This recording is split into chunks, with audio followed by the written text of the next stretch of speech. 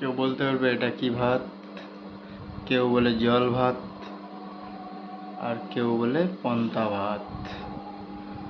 আর যে কাঁচা লঙ্কা নিয়েছি একটা, পেঁয়াজ একটা কেটে নিয়েছি, লবণ, তেল।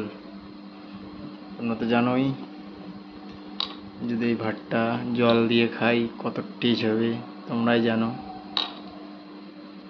তাহলে খাওয়া চালু করে দিই। জল ভাতটা দেখুন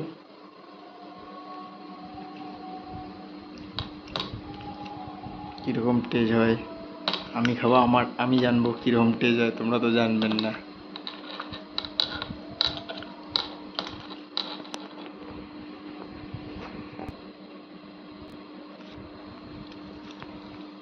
সুন্দর করে মেখে নিলাম, এখন খাবো।